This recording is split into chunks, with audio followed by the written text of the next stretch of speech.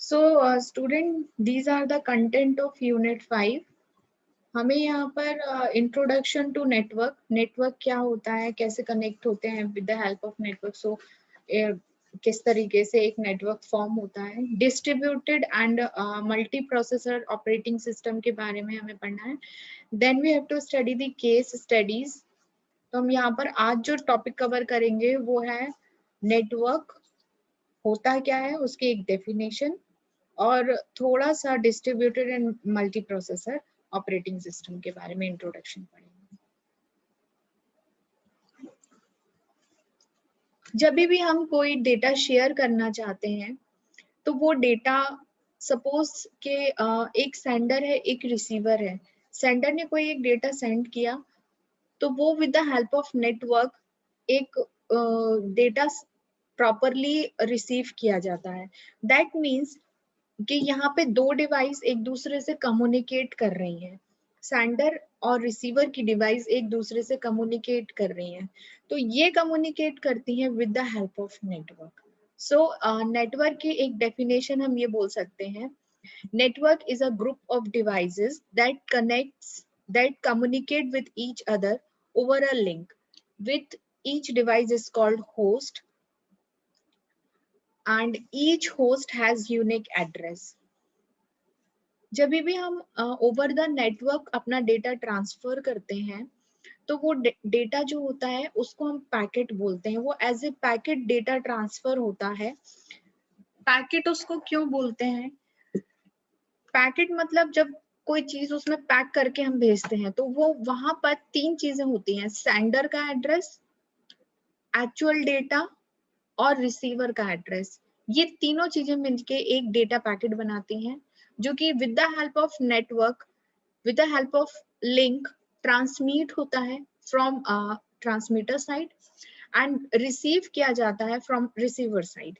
अगर पैकेट को प्रॉपर एक डेस्टिनेशन एड्रेस नहीं दिया जाएगा तो वो घूमता रहेगा नेटवर्क के अंदर और वो प्रॉपरली डिलीवर्ड नहीं हो पाएगा on the side of receiver. तो ये जरूरी होता है कि कोई भी पैकेट अगर जाए तो उसके पास दोनों के ही आईपी एड्रेस होने चाहिए, सेंडर के भी और रिसीवर के भी। अब इसमें प्रॉब्लम क्या होती है, सपोज दैट अच्छा सेंडर का आईपी एड्रेस होना क्यों जरूरी है? क्योंकि on the side of receiver, जब रिसीवर उस पैकेट को रिसीव करता है तो वो सबसे पहले चेक करता है कि ये पैकेट ओरिजिनेट कहाँ से हुआ है, मतलब इसका सोर्स क्या है। तो वो जो आईपी एड्रेस होता है यूजर का, या एक कोई एड्रेस हम कह सकते हैं, फॉर एग्जांपल अगर आप मेल के थ्रू डेटा सेंड कर रहे हैं तो मेल एक जीमेल आईडी मेल आईडी आपकी होती है एज ए सेंडर और एक मेल आईडी रिसीवर की होती है। तो आप जब कम्युनिकेट करते हो तो वो रिसीवर के साइड जब आपका पैकेट जाता है तो उसमें प्रॉपर आपकी आईडी होती है एज ए सेंडर, और जब आप उसी को सेंड कर पाते हो जिसकी मेल आईडी आपके पास होती है। तो with the help of these mail ID proper एक कम्युनिकेशन होता है, एक सिक्योर कम्युनिकेशन हम अचीव करते हैं। बिकॉज अगर यूजर को या रिसीवर को ये पता ही नहीं होगा कि पैकेट डिलीवर्ड कहाँ से हुआ है तो वो उस पैकेट की ऑथेंटिसिटी कैसे चेक करेगा?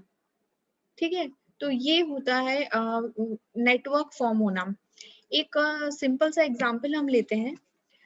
एक और तरीके से नेटवर्क फॉर्म होता है जब भी दो पोर्ट्स के बीच में या दो होस्ट के बीच में कम्युनिकेशन करना होता है।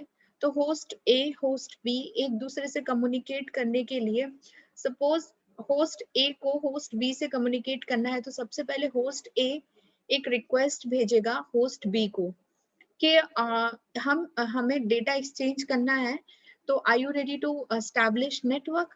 तो वहां से उस रिक्वेस्ट का रेस्पॉन्स आएगा, मतलब उस रिक्वेस्ट का एक्नॉलेजमेंट आएगा। अगर एक्नॉलेजमेंट यस है तो वहां पे एक नेटवर्क स्टैब्लिश हो जाएगा।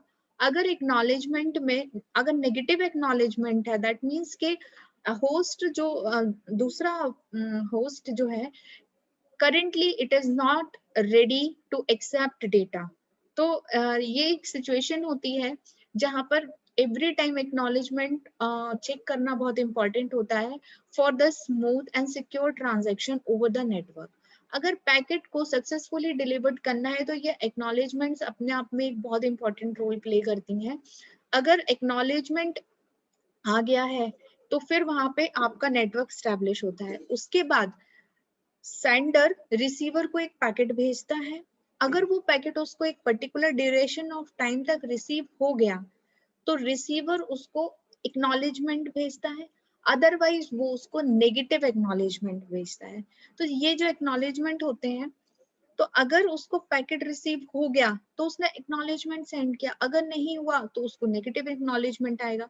तो यहाँ से आपके पैकेट लॉस होने की जो प्रोबेबिलिटी है उसको हम रिड्यूस करते हैं, क्योंकि कई बार ऐसा होता है कि लिमिटेड अमाउंट ऑफ टाइम में अगर डेटा नहीं मिला और एक्नॉलेजमेंट का कॉन्सेप्ट नहीं हुआ तो वहाँ पे सेंडर तो ये सोचेगा ना कि उसने रिसीवर को डेटा भेज दिया है और वो उसको रिसीव हो गया है सक्सेसफुली। लेकिन जब रिसीवर उसको नेगेटिव एक्नॉलेजमेंट भेजता है तो यूजर को ये भी, सेंडर को ये भी पता चल जाता है कि अभी पैकेट डिलीवर्ड नहीं हुआ है या किसी इशू की वजह से पैकेट लॉस्ट हो गया है। तो वहां पर वो क्या कर सकता है, रीसेंड कर सकता है उस पैकेट को। ठीक है, रीसेंड कर सकता है, फिर उसको रिसीव हो जाएगा रिसीवर साइड, तो वहां पे वो एक्नॉलेजमेंट भेजेगा। देन फिर वो अपने इस नेटवर्क को क्लोज करेंगे, वहां पे फिर वो रिक्वेस्ट जाएगी कि अब यहाँ पे टर्मिनेट कर देते हैं नेटवर्क, फिर वो नेटवर्क टर्मिनेट हो जाएगा। ये जो आपकी स्क्रीन पर एक छोटा सा एग्जांपल दिख रहा है, यहाँ पे होस्ट 1, होस्ट 2, 3, 4, 5 इस तरीके से 5 होस्ट मिलके एक दूसरे से कम्युनिकेट कर रहे हैं। तो ये with the help of network communicate कर रहे हैं।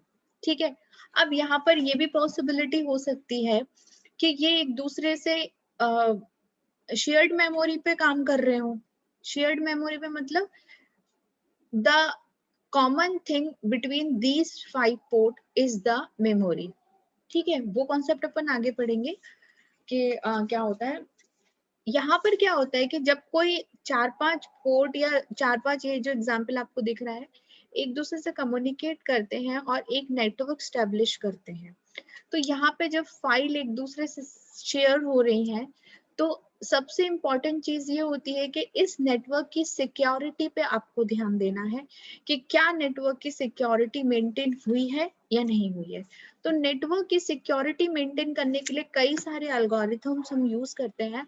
फॉर एग्जाम्पल, सपोज दैट कि मुझे इस पर्टिकुलर नेटवर्क की सिक्योरिटी के लिए कोई एल्गोरिथम अप्लाई करना है, तो बहुत ज्यादा जो यूज होती है that is 1 time password algorithm और 2 टाइम पासवर्ड एल्गोरिथम। उसमें क्या होता है, जितने नंबर ऑफ यूजर्स, जितने नंबर ऑफ होस्ट एक नेटवर्क से कनेक्ट होते हैं, वो अपने अपने आईपी एड्रेस से एक फॉर्मूला अप्लाई करके एक सीक्रेट की जनरेट करते हैं। वो सीक्रेट की इन 5 लोगों के पास शेयर होती है और वही इस नेटवर्क को एक्सेस कर सकता है जिसके पास वो सीक्रेट की है। अब होता क्या है, सपोज करो कि होस्ट नंबर 2 अब इस नेटवर्क को छोड़ के जा चुका है और होस्ट नंबर 6 इस नेटवर्क में एंटर कर गया। तो एवरी टाइम जब भी कोई नेटवर्क से बाहर जाएगा या नेटवर्क के अंदर आएगा तो वो जो सीक्रेट की है वो चेंज होगी। तो इससे जो नेटवर्क की सिक्योरिटी है उसको हम कुछ हद तक मेंटेन कर सकते हैं। समझ आया?